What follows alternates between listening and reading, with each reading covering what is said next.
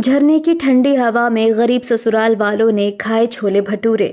एक छोटे से गांव में लकड़ी और फूस से बनी झोपड़ी में आरुषि अपने पति, बेटे और देवर के साथ रहती है। गांव में कई परिवार गरीबी से जूझ रहे थे, लेकिन आरुषि के घर की तंगी बाकी सबसे कहीं ज्यादा थी। सुबह सुबह आरुषि नाश्ता बनाने के लिए आटे का डब्बा खोलती है। ये क्या, आटे के डिब्बे में बस इतना सा ही आटा बचा है। बाकी सारे डिब्बे भी देख लेती हूँ। अगर थोड़ा बहुत चावल बचा होगा तो वही बना दूंगी, क्योंकि दोबारा राशन लेने के लिए भी पैसे भी नहीं हैं और ना ही राशन कार्ड से राशन मिलेगा। आरुषि इसी परेशानी में एक एक करके दाल, चावल और मसालों का डब्बा खोल कर देखती है। सारे डब्बे लगभग खाली होते हैं। तभी फटे हुए जूते और हाथ में छेद वाला थैला लेकर रोहन घर से बाहर निकल रहा होता है। आरुषि, मैं काम पर जा रहा हूँ, तुम अपना और बच्चों का ध्यान रखना। सुनो जी, आज कोशिश करना कि काम मिल जाए और आपको खाली हाथ लौटना ना पड़े, क्योंकि अब बच्चों की उम्मीद भरी निगाहें और उनकी भूख मुझसे देखी नहीं जाती। आरुषि, मैं काम पर तो जा रहा हूँ, अब अगर दिहाड़ी नहीं मिली तो। रोहन कुछ कहता उससे पहले ही सूरज और मयंक दौड़ते हुए रोहन के पास आ जाते हैं। पापा पापा, आज आपको काम मिल जाएगा ना? हाँ पापा, आपने कल हमें कहा था कि आज आप काम करके पैसे लेकर आएंगे, जिससे हमारे घर में अच्छा खाना बनेगा। हाँ बच्चों, मैं पूरी कोशिश करूंगा। और फिर वो कहते हैं ना, कोशिश करने वालों की कभी हार नहीं होती। देखना, एक दिन मेरी मेहनत भी रंग लाएगी। हाँ पापा, मुझे भी आप पर और आपकी मेहनत पर पूरा भरोसा है। रोहन नम आंखों से अपने बच्चों की तरफ देखता है और काम ढूंढने निकल पड़ता है। वहीं दूसरी तरफ बच्चे भी स्कूल चले जाते हैं। समय बीतता है और फिर दोपहर को जब स्कूल की छुट्टी होने के बाद बच्चे घर लौट रहे होते हैं। गर्मा गर्म छोले भटूरे खा लो, अरे गर्मा गर्म छोले भटूरे, जिंदगी में खुशियां लाओ। आइए आइए। आहा, कितनी टेस्टी खुशबू आ रही है। भैया, मेरे मुंह में तो अभी से ही पानी आ रहा है। सच में छोले भटूरे देखने में इतने टेस्टी लग रहे हैं, तो सोचिए खाने में न जाने कितने ज्यादा टेस्टी होंगे। वैसे भैया, क्या आपने कभी छोले भटूरे खाए हैं? नहीं, मैंने आज तक कभी छोले भटूरे नहीं खाए। मुझे तो ये भी नहीं पता कि इनका स्वाद कैसा होता है। न जाने हम कब पहली बार छोले भटूरे खाएंगे। काश हमारे पास अभी पैसे होते तो बाकी बच्चों की तरह हम भी छोले भटूरे खा पाते, लेकिन हमारे पास तो पैसे ही नहीं है और घर जाकर वही रोज की रोटी नमक या फिर चावल खाने पड़ेंगे। कोई बात नहीं मयंक, पापा मेहनत तो कर रहे हैं ना। देखना, एक दिन हमारा पूरा परिवार एक साथ बैठकर छोले भटूरे खाएगा और वो दिन हमारे लिए हमेशा के लिए यादगार हो जाएगा। चलो अभी हम घर चलते हैं, मम्मी इंतजार कर रही होगी। ठीक है, लेकिन घर जाकर मम्मी को छोले भटूरे के बारे में जरूर बताएंगे, क्योंकि अगर हम बताएंगे नहीं तो पापा हमें खिलाएंगे कैसे? दिल में छोले भटूरे खाने की आस लेकर दोनों बच्चे घर पहुंचते हैं, जहां आरुषि खाने की प्लेट में सूखी नमक रोटी निकाल रही होती है। बच्चे आ गए तुम, आओ बैठो। देखो, मैंने तुम लोगों के लिए गर्मा गर्म रोटियां निकाल रखी है। प्यारे बच्चों, चलो आज चाचा भतीजा साथ बैठकर खाना खाते हैं। आओ बैठो तुम भी। क्या आज फिर नमक रोटी? माँ, आप कुछ और क्यों नहीं बनाती? नमक रोटी खाकर मैं बोर हो गया हूँ और ये खाने में भी टेस्टी नहीं होता है। माँ, हमारे घर में कभी छोले भटूरे क्यों नहीं बनते? पता है बाकी बच्चे कितने प्यार से और कितने ज्यादा खुश होकर छोले भटूरे खाते हैं। मैंने तो आज तक कभी नहीं खाए। हाँ माँ, आपको पता है जब हम रास्ते से आ रहे थे तब हमने स्कूल के बहुत सारे बच्चों को गर्मा गर्म छोले और तेल में तले हुए बड़े बड़े भटूरे खाते हुए देखा था। हमें भी खाने हैं। लेकिन तुम दोनों को अचानक छोले भटूरे क्यों खाने हैं भाई? और तुम्हें पता भी है उसका स्वाद कैसे होता है? जब हम रास्ते में लोगों को छोले भटूरे खाते हुए देख रहे थे तो वो लोग बहुत ज्यादा खुश थे। उनकी खुशी से पता चल रहा था कि ये खुशी छोले भटूरे खाने की ही है, इसलिए हमें भी छोले भटूरे खाने हैं, क्योंकि आज तक हमने कभी भी नहीं खाए हैं। उन्हें देखकर तो मेरे मुंह में पानी आने लगा था। मैं कैसी माँ हूँ जो अपने बच्चों को छोले भटूरे तक नहीं खिला सकती। हे भगवान, हमारी इस गरीबी का प्रभाव हमारे बच्चों पर क्यों? बच्चों की बातें सुनकर आरुषि आंखों में आंसू लिए यही सोच रही होती है कि तभी रोहन काम से लौटता है। ये पापा आ गए, पापा आ गए। अब हम दुकान जाकर छोले भटूरे बनाने का सामान लेकर आएंगे और छोले भटूरे खाएंगे। अब मैं मयंक को कैसे बताऊं कि आज भी मुझे दिहाड़ी नहीं मिली। अगर कह दूं कि पैसे नहीं है तो वो उदास हो जाएगा। मैं कैसा बाप हूं जो अपने बच्चों की छोले भटूरे खाने की एक छोटी सी ख्वाहिश भी पूरी नहीं कर सकता। पापा पापा, क्या हुआ? आप कहाँ खो गए? चलो ना हम लोग चलते हैं। देखो मयंक, अभी पापा का काम अच्छे से नहीं चल रहा ना। जिस दिन पापा का काम अच्छे से चलेगा उस दिन देखना पापा तुम्हें अपने हाथों से छोले भटूरे बनाकर खिलाएंगे। हाँ हाँ बेटा, बस एक बार अपने पापा को कामयाबी की राह पर उतरने दो, फिर देखना हमारा ये गरीब परिवार भी एक साथ बैठकर गर्मा गर्म छोले भटूरे जरूर खाएगा। रोहन की बात सुनकर बच्चे मुस्कुराने लगते हैं। वहीं आरुषि भी आंखों में आंसू लिए परिवार की एकता देखकर मुस्कुराती है। फिर अगले दिन जब आरुषि अपने दोनों बच्चों को स्कूल छोड़ने जा रही होती है। माँ, पता है मेरा बेस्ट फ्रेंड आर्यन है ना, वो कल स्कूल में टिफिन में छोले भटूरे लाया था। हाँ, और मेरे दोस्त छोले भटूरे, आलू पराठा ये सब लेकर आते हैं। लेकिन माँ, आप कभी हमें टिफिन क्यों नहीं देती? क्या आप हमसे प्यार नहीं करती? नहीं बच्चों, ऐसा नहीं है। तुम्हारी माँ तुमसे बहुत प्यार करती है, पर गरीबी की वजह से तुम्हारी ख्वाहिशें पूरी नहीं कर पाती। आरुषि कलेजे पर पत्थर रखकर अपने आंसू छुपाकर बच्चों को समझाती है और स्कूल की तरफ बढ़ने लगती है। तभी रास्ते में गांव की सबसे अमीर औरत घर के बाहर खड़ी होती है। आ गई ये 2 कौड़ी की औरत जो अपने बच्चों को पेट भर खाना भी नहीं खिला सकती। अभी बताती हूँ मैं इसे। ओहो, इतने सारे छोले भटूरे बच गए हैं, अब मैं इनका क्या करूँ? मालकिन, लेकिन आपने ही तो कल रात एक्स्ट्रा। क्या? तुम चुप रहो। वैसे मैं तुम्हें ये छोले भटूरे दे देती, लेकिन वो क्या है ना, मैं गरीबों को अपना झूठा बासी खाना नहीं देती, इसलिए मुझे इसे फेंकना पड़ेगा। इतना कहकर अनोखी कमला के हाथों से छोले भटूरे लेती है और डस्टबिन में फेंकने लगती है, जिसे देखकर बच्चों के मुंह में पानी आने लगता है। और ये देखकर आरुषि की आंखें भर जाती हैं। बच्चों, ऐसे छोले भटूरे को मत देखो, मैं जल्दी ही तुमको छोले भटूरे खिलाऊंगी। लेकिन माँ, इतने दिन हो गए हमें छोले भटूरे खाने हैं। मम्मी चलो ना, उन आंटी से ही छोले भटूरे मांग लेते हैं, हाथ फैलाकर, क्या पता वो हमें दे दे। मेरे बच्चे किसी और के सामने खाने के लिए हाथ फैलाए, वो भी मेरे होते हुए। इससे बड़ी बेबसी एक माँ के लिए और क्या होगी। क्या हुआ माँ, आप अचानक उदास क्यों हो गई? कोई बात है क्या? ये सब बगल की पड़ोसन शांति और विक्रम देख रहे होते। वह तुरंत आरुषि के पास आते हैं। बेटी, तो परेशान मत हो, मैं तेरी भावनाओं को समझ सकती हूँ। हाँ हाँ बेटी, अब जब कोई खाली पेट के सामने खाना बर्बाद करे तो ऐसा लगता है कि काश उसकी प्लेट का वो आखिरी निवाला ही मिल जाता। खाना बर्बाद होने से ज्यादा दुख इस बात का है कि उन्होंने मेरे बच्चों की मासूम ख्वाहिशों और इनकी भूख का मजाक उड़ाया। कोई बात नहीं, ऐसे लोगों की बातें अक्सर दिल पर चुभती हैं बेटा। आगे जाकर यही बातें कामयाबी का रास्ता भी बनती हैं। हाँ बेटी, जिस अमीर का पेट खाने से ज्यादा दूसरों को नीचा दिखाने से भरता हो, वो क्या जाने खाने का महत्व। कोई बात नहीं, भगवान के घर देर है लेकिन अंधेर नहीं। सबको उनके कर्मों की सजा एक न एक दिन जरूर मिलती है। इतना कहकर आरुषि आंखों में आंसू और मन में विश्वास लेकर बच्चों को स्कूल छोड़ने निकल जाती है। अब इसी तरह दिन बीतते हैं। रोहन रोज मेहनत करता, जिससे घर में थोड़ा बहुत राशन आ पाता। लेकिन एक दिन। क्या हुआ? आप इतना ज्यादा परेशान क्यों हैं? तुम्हें कैसे बताऊं, मेरी नौकरी चली गई। अब मैं क्या काम करूंगा? घर का गुजारा कैसे होगा? अभी तो जैसे तैसे घर चल रहा था, अब बच्चों का खर्च, राशन और घर का गुजारा कैसे होगा? भैया, ये लीजिए कुछ पैसे।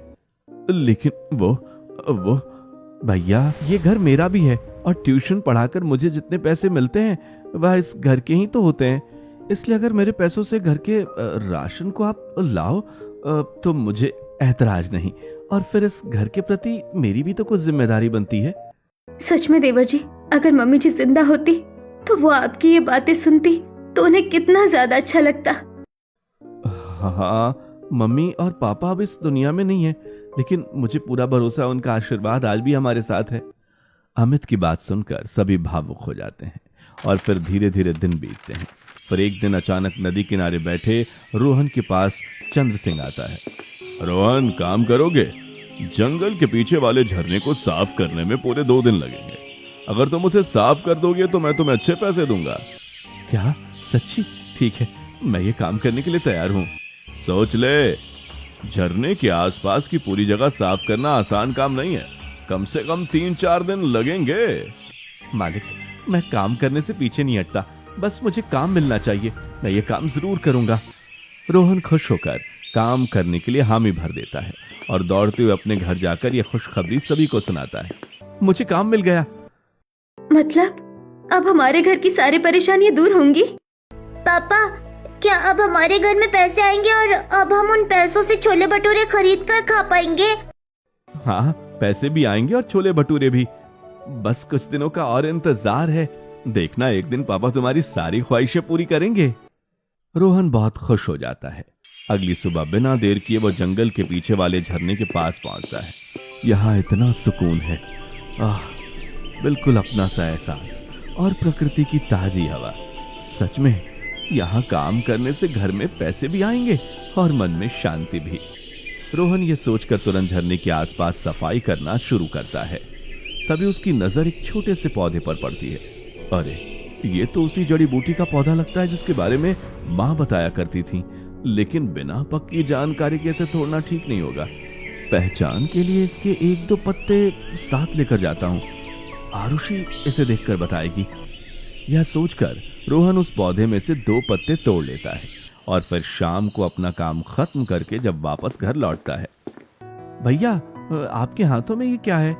कुछ नहीं, बस उस जड़ी बूटी के 2 पत्ते लाया हूं। लगता है वही है जिसके बारे में माँ बताया करती थी, लेकिन अभी पक्का नहीं कह सकता। दीजिए, मैं देखकर बताती हूँ। हाँ, ये वही जड़ी बूटी है जो माँ ने बताया था, और ये तो काफी कीमती है। अगर हम इसे बेच दे तो हमारी किस्मत बदल सकती है। पर भैया, यह जंगल का एक हिस्सा है।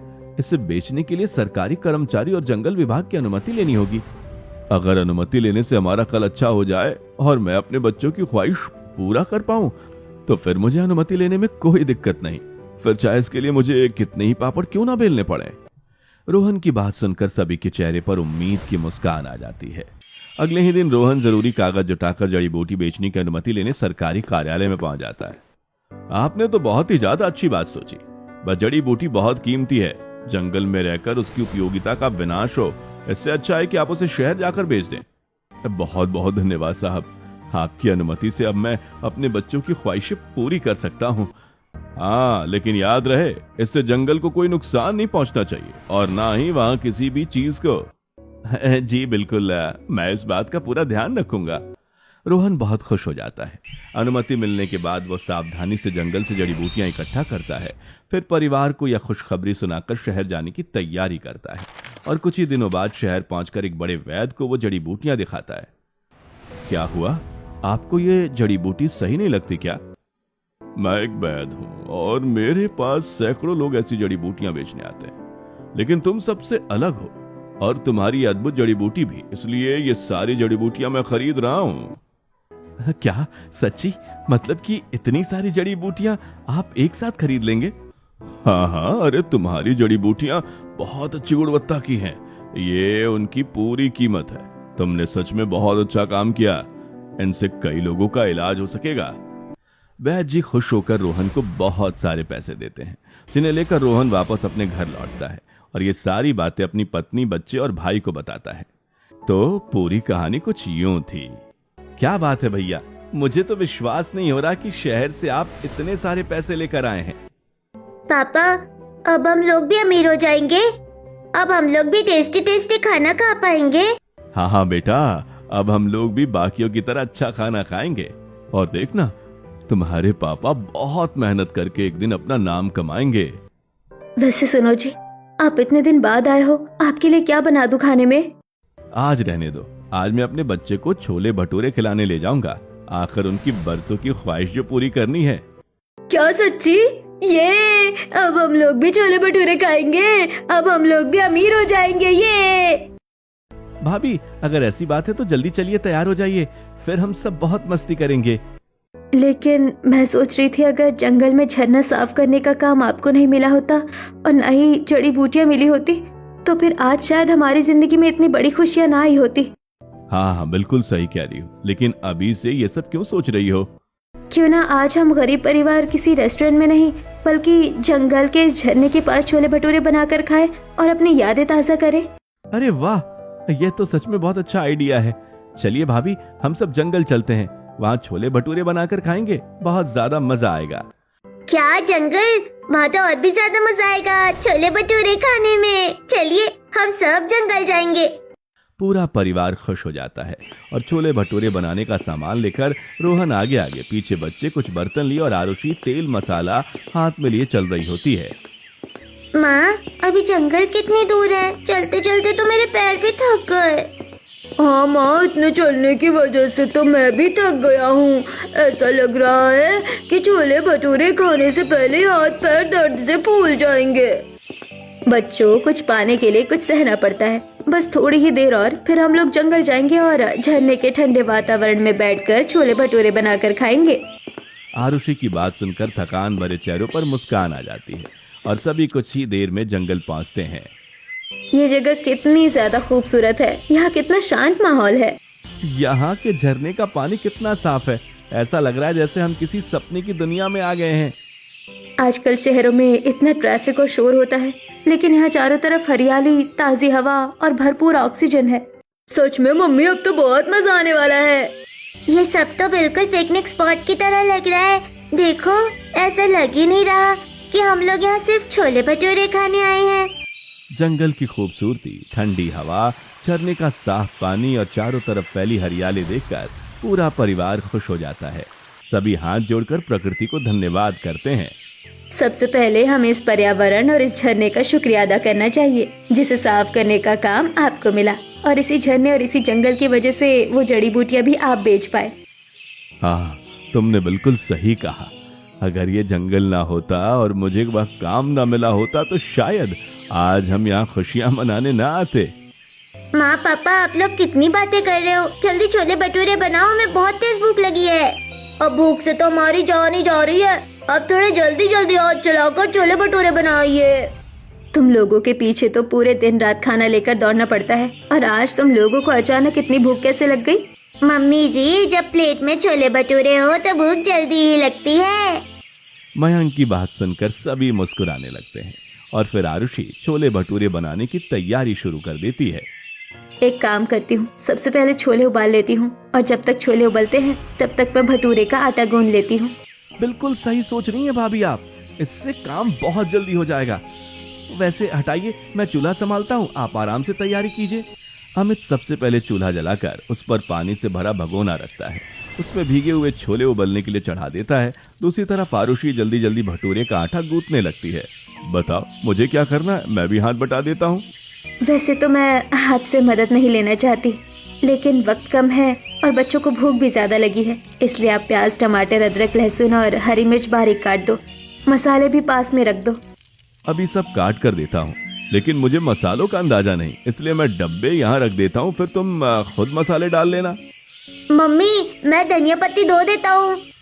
हाँ मम्मी, हम दोनों मिलकर धनिया पत्ता धोकर लाते हैं। बहुत बढ़िया। अब छोले अच्छी तरह उबल गए हैं। मैं कढ़ाई में तेल गरम करके जीरा, तेज पत्ता, प्याज, अदरक, लहसुन, हरी मिर्च और टमाटर अच्छी तरह भूनती हूँ।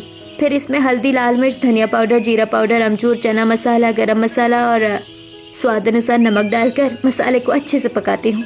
इतना कहकर पूरा परिवार मिलकर छोले भटूरे बनाने में जुट जाता है। अमित चूल्हे की आंच संभालता है, रोहन मसाले और सामान पास रखता है, बच्चे धनिया पत्ती धोकर ले आते हैं और आरुषि मसाला भूनने लगती है। कुछ ही देर में मसालों की लाजवाब खुशबू पूरे जंगल में फैल जाती है।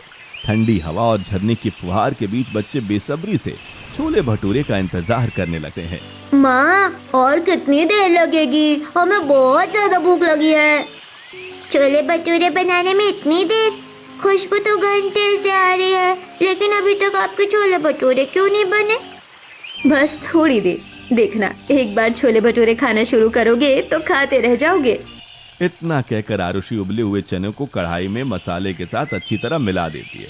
फिर उसमें थोड़ा सा पानी डालकर उसे धीमी आंच पर पकने के लिए छोड़ देती है, ताकि सारे मसाले का स्वाद चनों में अच्छी तरह उतर आए। इसी बीच बस सिलबट्टे पर हरी मिर्च, धनिया, पुदीना और मसाले डालकर ताजी चटनी पीसने की तैयारी शुरू कर देती है। अगर छोले भटूरे के साथ चटनी हो तो मजा दुगना हो जाएगा।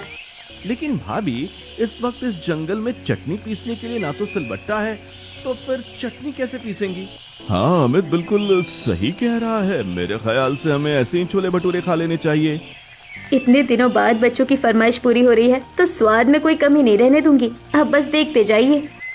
आरुषि तुरंत वहां से उठती है और इधर उधर नजर दौड़ाकर 2 साफ पत्थर इकट्ठा करती है और उन्हें पानी से धोकर चटनी पीसने लगती है। मानना पड़ेगा, मैंने किसी मामूली लड़की से शादी नहीं की। तुम्हारा दिमाग तो चीते से भी तेज चलता है। बस बस इतनी तारीफ मत कीजिए, पहले गर्मा गर्म भटूरे तैयार कर लेते हैं। बच्चे कब से इंतजार कर रहे हैं। रोहन की बात सुनकर आरुषि तुरंत गर्मा गर्म भटूरे तेल में छानकर तैयार करती है और छोले निकालकर परोसती है। साथ ही चटनी के साथ पूरे परिवार को पत्तों को साफ करके खाना परोसती है। वाह, गर्मा गर्म फूले हुए भटूरे देखकर तो अभी से भूख दोगुनी हो गई। मैंने जंगल की बड़ी बड़ी पत्तियां साफ करके आप सबके लिए प्लेटें बना दी है। अब सब लोग आराम से खाना खाना, कोई भी खाना गिराना मत। मम्मी मैं बहुत अच्छे से खाऊंगा। वैसे भी इतने टेस्टी छोले भटूरे कौन वेस्ट करता है। अब तुम भी हमारे साथ बैठकर खाना खाओ। आज पूरा परिवार साथ में खुशियां मनाने आया है, तुम अकेले क्यों खड़ी रहोगी? ठीक है, मैं भी आप सबके साथ बैठकर खाती हूँ। आरुषि पूरे परिवार के साथ झरने के सामने ही हरी भरी घास पर बैठकर पत्तों की प्लेटों में गर्मा गर्म छोले भटूरे बड़े प्यार से परोसती है। झरने की ठंडी ठंडी हवा, पक्षियों की मधुर चहचहाहट और चारों ओर फैली प्राकृतिक सुंदरता के बीच पूरा परिवार हंसते मुस्कुराते एक साथ भोजन का आनंद लेने लगता है। वाह मम्मी, इतने टेस्टी छोले भटूरे तो मैं जितना सोच रहा था उससे भी कई गुना ज्यादा स्वादिष्ट है। अब समझ आया कि लोग छोले भटूरे खाते ही इतने खुश क्यों हो जाते हैं। छोले बिल्कुल चटपटे और मसालेदार है और भटूरे इतने बड़े बड़े और क्रिस्पी हैं। भाभी, आपने तो कमाल ही कर दिया। मैंने पहले भी रेस्टोरेंट में छोले भटूरे खाए हैं, लेकिन इतने स्वादिष्ट छोले भटूरे आज तक नहीं खाए। सच कहूँ, माँ भी ऐसे छोले भटूरे बनाया करती थी। तुम्हारे हाथ के छोले खाकर बिल्कुल माँ के हाथों का स्वाद आ गया। काश आज माँ भी हमारे साथ रहती। माँ हमारे साथ नहीं है, लेकिन माँ की यादें और उनका प्यार हमेशा हमारे साथ रहेगा। अब उदास मत होइए, थोड़ा सा और छोले भटूरे और चटनी लीजिए। वैसे मम्मी, आपने इतने ज्यादा टेस्टी भटूरे और छोले बनाए हैं, क्या आप सच में क्लासें करती थी? हाँ, मैंने 10वीं में होम साइंस लिया था, वहीं पर ये सब बनाना सीखा था। दरअसल बच्चों, आज होम साइंस की कुकिंग प्रतियोगिता है। सभी अपना अपना व्यंजन पूरे मन और मेहनत से तैयार करें।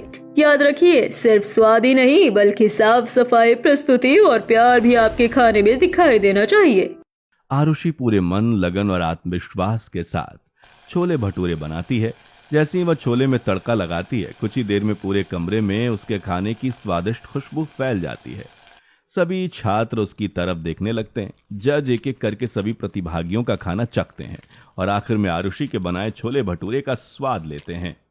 इट्स रियली अमेजिंग आरुषि, तुमने कमाल कर दिया। इतने स्वादिष्ट छोले भटूरे तो शायद मैं भी नहीं बना पाती। तुम्हारे खाने में सिर्फ स्वाद ही नहीं बल्कि मेहनत, अपनापन और आत्मविश्वास भी साफ दिखाई देता है। अगले ही पल प्रतियोगिता के परिणाम घोषित होते हैं और आरुषि का नाम विजेता के रूप में पुकारा जाता है। पूरी क्लास जोरदार तालियों से गूंज उठती है। ट्रॉफी लेते समय आरुषि की आंखों में खुशी और आत्मविश्वास झलकने लगता है। उसी पल वह मन ही मन एक दिन एक बेहतरीन शेफ बनने का सपना देखती है। भाभी, अगर आपको इतनी ही पसंद थी कुकिंग और आपका सपना शेफ बनने का था, तो आपने उसे पूरा क्यों नहीं किया? हम गरीब हैं और हम जैसे गरीबों की जरूरी नहीं कि हर सपने सच हो। कई बार सपनों का त्याग कर परिवार की जिम्मेदारियां भी निभानी पड़ती है। इस तरह आपस में बात करता हुआ गरीब परिवार पहली बार एक झरने के किनारे बैठकर मिलकर छोले भटूरे खा रहा होता है। उसी समय कुछ दूरी पर सिद्धांत अपने कैमरे से जंगल, झरना, रंग बिरंगे फूल और प्राकृतिक नज़ारों की तस्वीरें खींच रहा होता है। वाह, आज तक मैंने ऐसी जगह नहीं देखी। ऐसा लग रहा है जैसे किसी ने इस पूरे जंगल को बड़े प्यार से संभाल कर रखा हो। यहाँ जो सुकून है वो शायद कहीं और न मिलेगा। तभी सिद्धांत की नजर उस परिवार पर पड़ती है। लेकिन ये क्या, पहली बार किसी परिवार को जंगल के बीच झरने के सामने बैठकर छोले भटूरे खाते हुए देख रहा हूँ। आखिर ऐसा क्यों? इसके पीछे जरूर कोई बड़ा कारण होगा। यह सोचकर सिद्धांत तुरंत उस गरीब परिवार के पास जाता है और उनसे सवाल करता है। हम यहाँ सिर्फ छोले भटूरे खाने नहीं आए हैं, हम उस जगह का धन्यवाद करने आए हैं जिसने हमारी किस्मत बदली थी। हाँ मतलब क्या सिर्फ एक झरना किसी की किस्मत बदल सकता है? झरना नहीं, उस जगह पर मिली मेहनत का फल हमारी किस्मत बदल गया। जब हर दरवाजा बंद हो चुका था तब इसी जंगल ने मुझे काम दिया। उसी काम ने मुझे वो जड़ी बूटी दी और उसी जड़ी बूटी ने मेरे बच्चे के चेहरे पर मुस्कान ला डाली। यानी आप लोग इस जगह को सिर्फ एक जंगल नहीं बल्कि अपनी खुशियों की शुरुआत मानते हैं। बिल्कुल, लोग अक्सर मंजिल तक पहुंचने के बाद उस रास्ते को भूल जाते हैं जिसने उन्हें वहां तक पहुंचाया, लेकिन हम उन रास्तों और उन एहसानों को कभी नहीं भूलना चाहते। इसलिए हमने सोचा कि हम पहली खुशी किसी होटल या रेस्टोरेंट में नहीं बल्कि यहीं मनाएंगे जहां से हमारी उम्मीदों ने फिर जन्म लिया था। और यही बैठकर हमने पहली बार छोले भटूरे भी खाए। मुझे तो अब ये जगह बहुत अच्छी लगती है। ऐसे लगता है जैसे ये जंगल भी हमारा अपना है।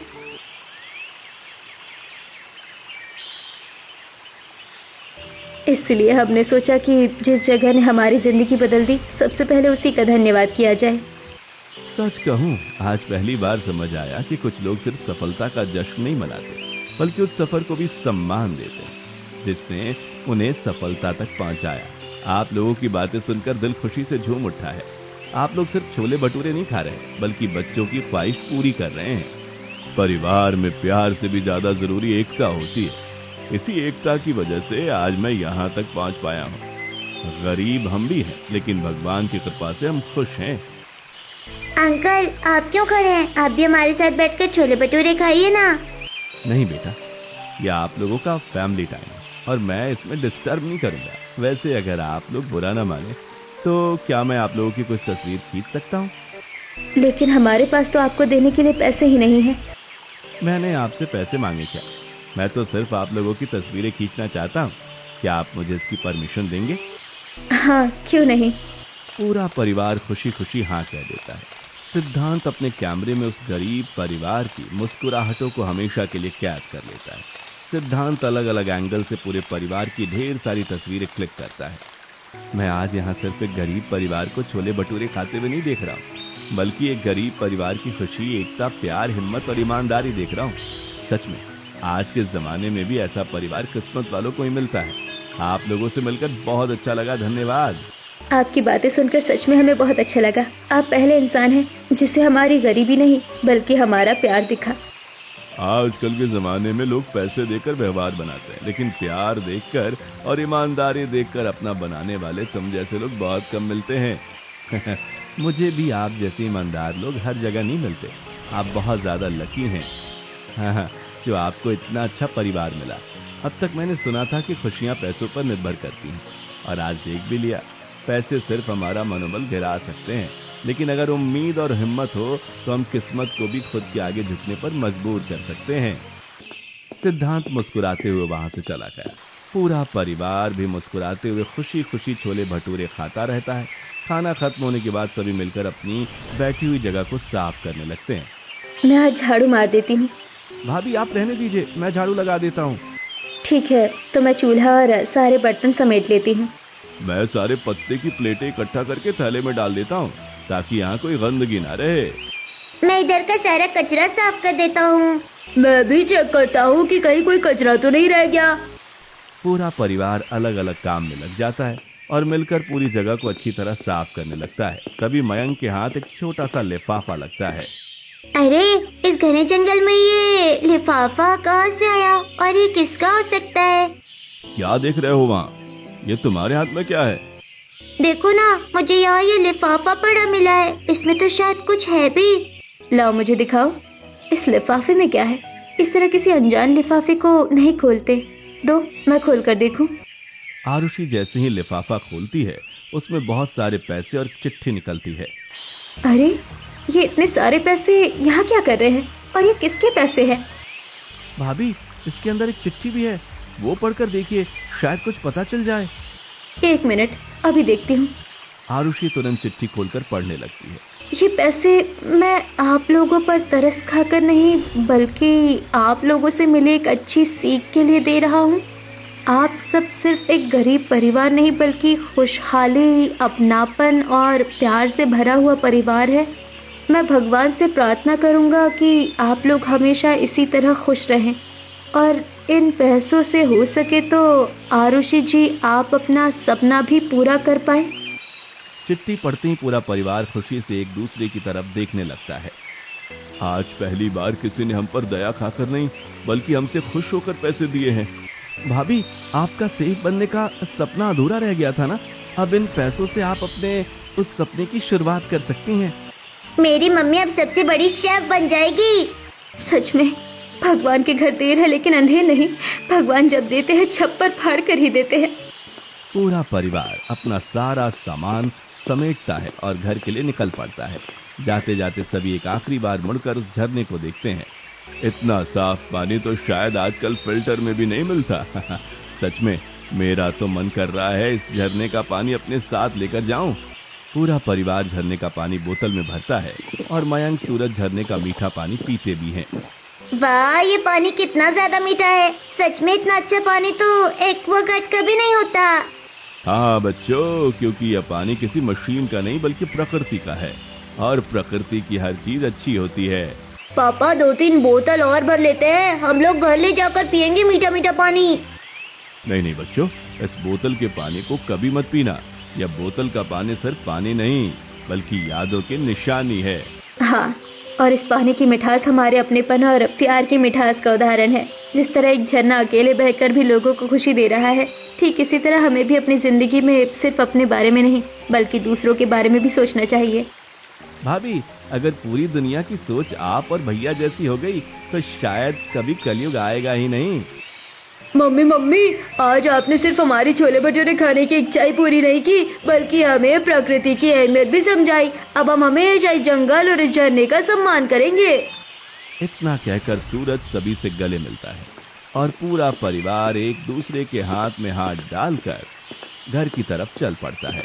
इस तरह एक गरीब परिवार पहली बार जंगल के किनारे झरने के पास बैठकर अपने छोले भटूरे खाने की ख्वाहिश को